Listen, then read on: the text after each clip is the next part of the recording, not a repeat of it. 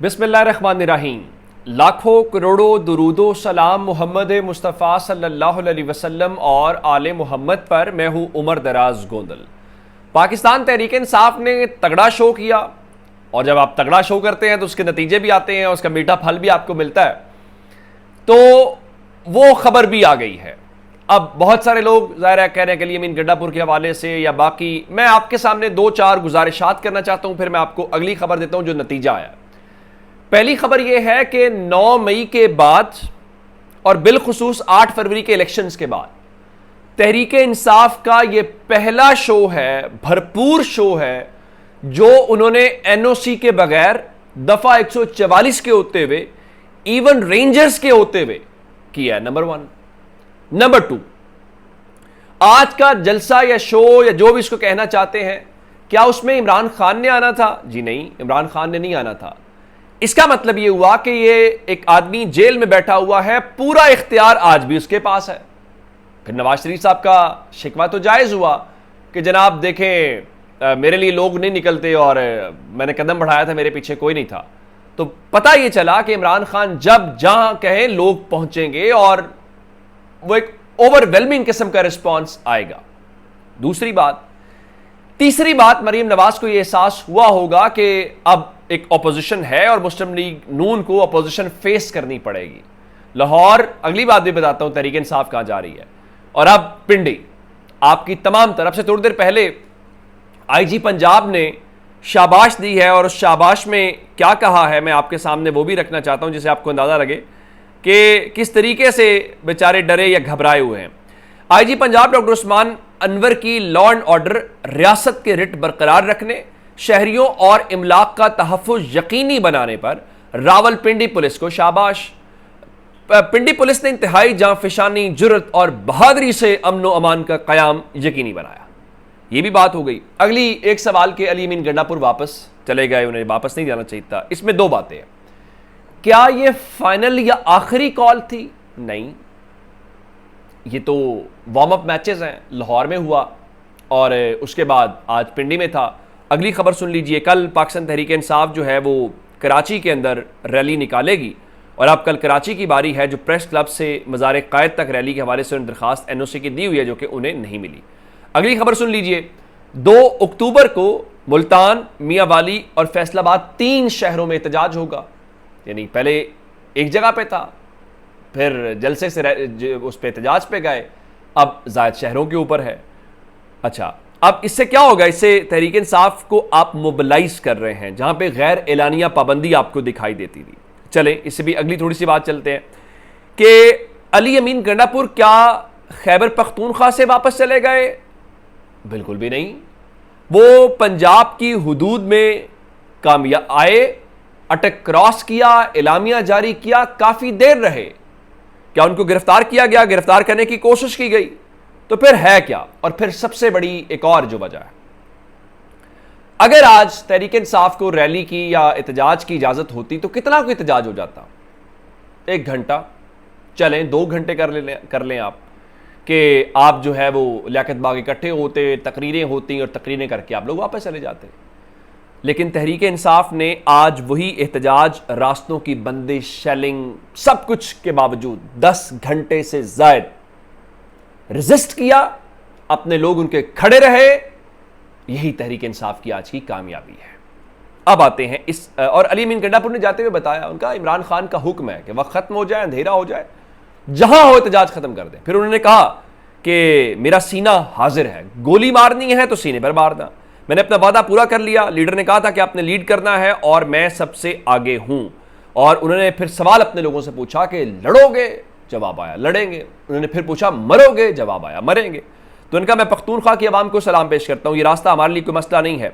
इमरान खान का हुक्म है, वक्त खत्म होने के बाद जहां होंगे एहतजाज करेंगे। इमरान खान का हुक्म रेड लाइन है। असल बात यह है कि अली-अमीन गंडापुर और खैबर पख्तूनख्वा वालों का शाबाश मैंने देनी, ये पंजाब की शाबाश है, ये पिंडी वालों की शाबाश है कि उन्होंने रेजिस्ट किया। उन्होंने बताया कि इमरान खान खुद आए ना आए, इमरान खान की कॉल इंपॉर्टेंट है। अच्छा, चलें आगे चलते हैं। अब ये कराची वाली बात भी आ गई। और देखें, जो लीडरशिप या वाक़यात या हालात होते हैं ना, वो बड़े एक इंटरलिंक चीज़ें होती हैं। कल तक आपको पीटीआई के अंदर 9 मई से पहले पहले मुख्तलिफ क़यादत नज़र आती थी, अब नहीं है। आज अलीमा खान और आलिया हमज़ा वहाँ से निकली तो जो उनके कारकुनान ज़ख्मी हुए थे उन्होंने वहाँ पर उनकी आके अयादत की।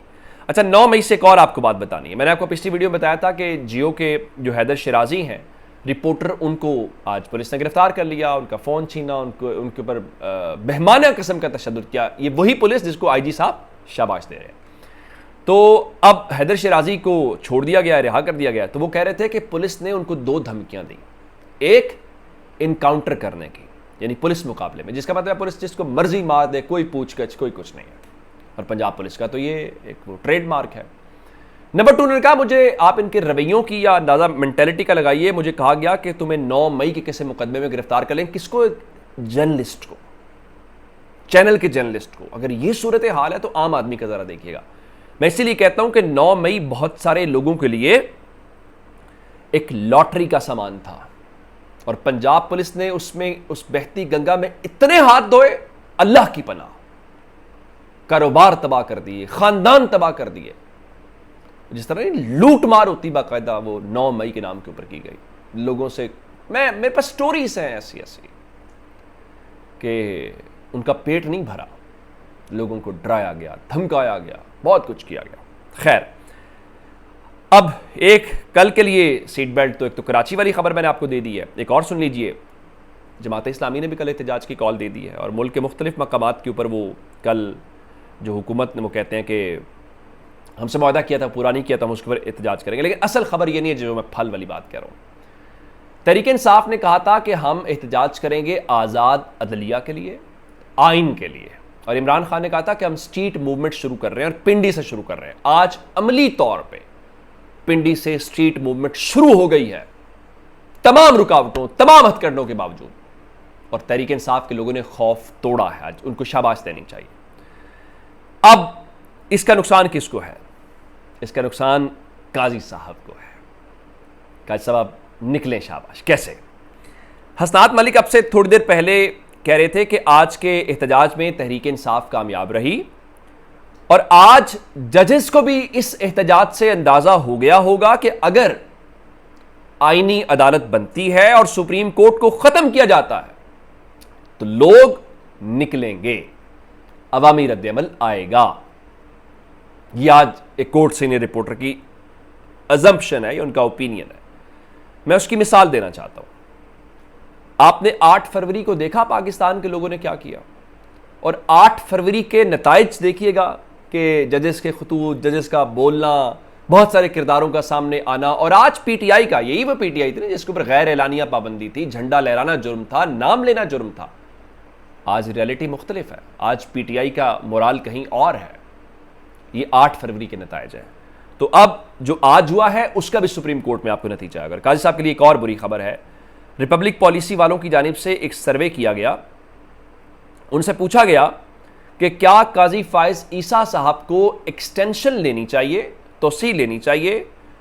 उनके सर्वे के मुताबिक, जो उनका सैंपल है, उनके मुताबिक 87%, मोर देन 2/3 मेजॉरिटी, यानी 2/3 अक्सरियत से भी ज्यादा लोगों ने यह कहा कि काजी साहब आपको एक्सटेंशन नहीं लेनी चाहिए। दूसरे लफ्ज़ में कहा साहब जान छोड़ें, घर जाएं। सिर्फ 4% ने कहा कि हां उनको एक्सटेंशन लेनी चाहिए। अब वो 4% कौन है, मुझे इस चीज़ का इल्म नहीं है। हाँ, काजी साहब जो है वो कुछ और चीज़ें ज़रूर कर रहे हैं। उन्होंने जस्टिस अमीनुद्दीन खान साहब के साथ मिल के प्रैक्टिस एंड प्रोसीजर कमेटी के अंदर जुमे वाले दिन जो है वो 9 लार्जर बेंच तश्कील दे दिए हैं। सवाल ये है कि जब तीसरा जज मौजूद नहीं है जिसमें जस्टिस मंसूर अली शाह साहब हैं, तो क्या आप इजलास कर सकते हैं, क्या बेंचेस बना सकते हैं? अब ये हफ्ता जो परसों शुरू होगा, ये इसमें 30 तारीख को इन्हें ट्राइब्यूनल्स का फैसला भी सुनाना है, 63A भी है। ये एक वो कहते हैं ना तूफान लाने वाला हफ्ता सुप्रीम कोर्ट में होगा। अपना बहुत सारा ख्याल रखिएगा। खुदा हाफिज।